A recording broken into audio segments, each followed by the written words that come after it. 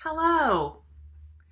I would like to welcome you to Monday Morning with Jen here at the crack of 3:03 p.m. And I would like to thank you for your understanding about that. I don't know if you happen to see my little post from last night, but having been through like a meaningful morning with my church family online and then thinking, oh, I'm going to make a beautiful snack board for lunch, I actually fell apart by evening. And the reason is that all the people that live here, that's the reason. It's entirely their fault. I want to tell you that in some ways, having teenagers quarantined with you at home is definitely easier than like a little who needs to be entertained and is like up in your grill all the time, because that's not our experience right now. Primarily, I don't know what they're doing, to be honest with you. But I'll tell you this right now. If teenagers were in charge right now of containing this pandemic, every single one of us would have it. Okay? I want you to know that they're real eye-rolly about the whole thing and very like, oh, come on, not even this one friend. I'm like, no, not even this one friend. How do you think this works? I mean, I can't even just go to this one place. No, you can't even go to this one place. This is what's happening. My boys told me, please enjoy this little free bit of family information. My boys told me that since I was not allowing them to go anywhere or to let anybody come over at all, that they were just going to go out and make out with all of our elderly neighbors. So they're obviously combining a few concepts here that don't really make sense since they don't have it. But I just want to tell you that's what I'm up against here in this house. Do you know what I'm saying? Like, I practically have to chain them in. And so last night, after having to hold my ground for the 10 billionth time, like, nobody can come over. And I went to bed at like 9:10 and I went to sleep. And that was just it. I was like, you know what? Good luck to everybody. You know what I mean? Like, go with God out there. I don't know. We had a terrible wrestling match go sideways. Somebody like hit the floor because of a sleeper hold. I'm like, you know what? I've done all I can do here today. I've done all I can do here. This is Jen Hatmaker signing out for the night. So what I just want to say to you is you're not alone. You're not alone. Okay? Some of your teens are like giving you the grunty, not even that one friend. Right. I'm going to one more time explain social isolation to you. Oh, God. Okay, so because we're just all in this together, and we are, I see you out there, I hear you. My podcast team, like, put our heads together and we were like, well, since all of our like in-person stuff is now canceled and that is a thing we can't do, what can we still do? We can still podcast. I record it right there all the time, right here at my house. So, I mean, lickety split. We put together a whole second series that we are going to be releasing simultaneously as the regular podcast. And I would like to tell you that the For the Love podcast presents to you the Quarantine Queens series. Okay? And we strongly suggest that when you see this in your feed, that you sing it to the tune of Caribbean Queen. Quarantine Queens. I actually don't know what the next words are. Quarantine Queens. 'Cause we're stuck here with these teens. They beat as one. Like, what really is this songs? I am telling you right this minute that if you paid me $1 million, I could not tell you what the real lyrics are after that. Caribbean Queen. I believe, tell me if this is right. It sounds phonetically like this. 'Cause you sure are loose and free. Is that it? 'Cause you sure are loose and free. It's something close to that. Phonetically, it kind of sounds like that. Anyways. Quarantine queens, because that's what we have to figure out how to be now, okay? And so we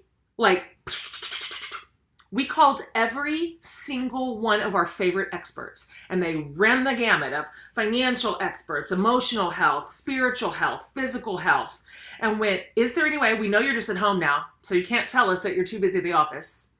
Is there any way you could jump on a podcast with me? We're going to do shorter episodes, or around 30 minutes instead of an hour, and help lead us through how to manage this well, and how to do this well, and how to stay physically and financially and mentally and spiritually strong in the middle of this season that none of us asked for, but we're having to learn to do on the fly. And they all said yes, every one of them. So I'm just telling you, I think it's going to serve you. And I'm recording them like as fast as I can right now, and they're serving me. They are serving me. I keep telling everybody who will listen things that I am learning from them. And so we released our very first one today. Now, normally we're going to release these on Fridays. The For the Love podcast episodes, the regular episodes, release on Wednesdays. But Quarantine Queens are going to release on Fridays, except for today. We thought we'd give you 2 this week because my gosh, right? Like, somebody help us. So today we release our first Quarantine Queens episode with Pete, the planner. Is the greatest. He's a financial expert. And I mean, I asked him everything. I said, what do we do with our fears? What about our jobs that we're losing? What should we do with our money right now? I asked for his advice on everything financial, and I am telling you, he made me feel better. He really did. I gotta refix something real quick. Okay, there we go. He made me feel better and said some really interesting things that served me well. And I was like, okay, thank you for just speaking sensibly into what just feels like chaos right now. So Quarantine Queens is up over, you can go to jenhatmaker.com and find it all. It's loaded up. It's where the For the Love podcast is found. So I hope that serves you well. And then this Friday, we release a second episode with your favorite and mine, Dr. Hillary McBride. Hillary was my guest last year in what was one of the most downloaded episode of the entire calendar year. And so she is going to talk to us about keeping our minds strong, keeping our bodies well. And I can't wait to bring that to you on Friday. So this is what we can do. You know, we just do what we can do right now. That's just, we do what we can do. And I can podcast. So, and you can listen. It's just free, just right into your ears. Okay. All right. One last thing on this very belated Monday morning with Jen. I had several requests from some of you. I did a Saturday Night Live from my living room, and it was as highly produced as you think, and an hour long. And so at the very end of it, I did a reading and a little charge to us. And several of you said, hi, is there any way for those of us who don't have 1 hour to watch you in your living room doing basically stand-up comedy, could you redo that so that we can have that to share? And so I'm just going to reread it. It's very short. It's from this. Remember this? This is Fierce, Free, and Full of Fire. Comes out, it's slightly under 1 month. Comes out on April 21st. And as I said then, this is not necessarily my favorite passage in the whole thing. Like this wouldn't be the passage I would pick to be like, this is the zippiest thing I wrote in here. However, I think it is one that serves us really well right now. And so I want to read this to you and then tell you a little bit on it. And then that's it. That's back to, I guess, just being here at our houses. So in other words, same. This is from a chapter called I Need More Connection. In a study published in the Personality and Social Psychological Review, Professors Brooke Feeney and Nancy Collins studied how positive relationships promote or hinder thriving and found 2 key effects. One is enabling us to chase purpose and meaning. In other words, connected relationships help us say yes to opportunities, yes to embracing resources, yes to pursuing work that matters, yes to a beautiful family, yes to God, yes to everything that elevates meaningful living. They do this overtly and also simply with their sustained presence in our lives. Because just being loved and knowing we belong is powerful fuel for a purposeful existence. When we have a crew, they have an unbelievable effect on our wholeness. The second relates to adversity, which is where you and I find ourselves right now. Here, positive support not only buffers us from negative effects of stress, but also helps us flourish because of or in spite of our circumstances. The difference between suffering alone or suffering while surrounded cannot be overstated. These paths are so divergent, the experiences can't even be compared. Connectedness forges resiliency in our souls, and its accrued effect results in stronger, healthier, braver humans. We're all going to suffer, but togetherness is more powerful than pain. In short, close relationships are the key to a meaningful life and the antidote to sorrow.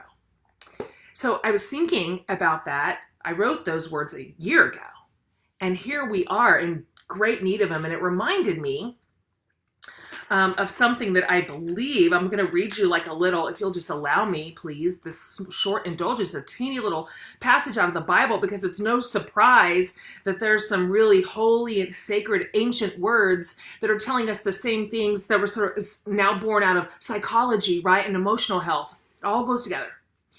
This is a passage from 1 Peter chapter 3, and it's in a really interesting translation that I love called The Message, which just sometimes shines fresh, modern light onto words that I've read a lot of times before. So this is 1 Peter chapter 3, verses 8 through 12, and it feels like the same thing that I just read you out of my book.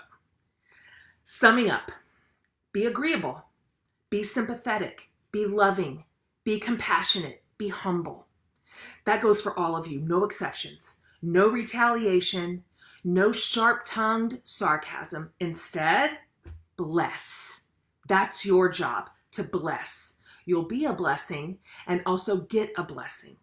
Whoever wants to embrace life and see the day fill up with good, here's what you do. Say nothing evil or hurtful. Snub evil and cultivate good. Run after peace for all your worth. And so my last little message to you on Monday is what I said on Saturday. This is it. Our job is to bless right now. We are the antidote to sorrow. We are the antidote to loneliness. We have the keys out of this prison. And it looks like kindness, and it looks like connectedness. It looks like blessing one another with our words, with our presence, any which way we can figure out how to connect. We text, we FaceTime, we Google Hangout, we do drive-by waves from my car, right? Any which way we can. So our job right now is to bless. It matters. This means something. This counts. And so I encourage us right now to think about ways we can be on the giving end of things. How can we bless our friends? How can we bless our family members that aren't with us? How can we bless our neighbors and our communities? Any which way we can. This matters. This is powerful. It's not small. And I do believe this is how we're going to get through. I do. And I think we'll come out on the other side really proud of the way we came together and served one another well. So you were very loved by me. I'm going to be trying to do this as much as I can, okay? As much as I possibly can. So sending you every bit of love from Austin today here on Monday morning/afternoon. Okay, guys, that's it. That's it. We can do it. We saw another day. Until next time.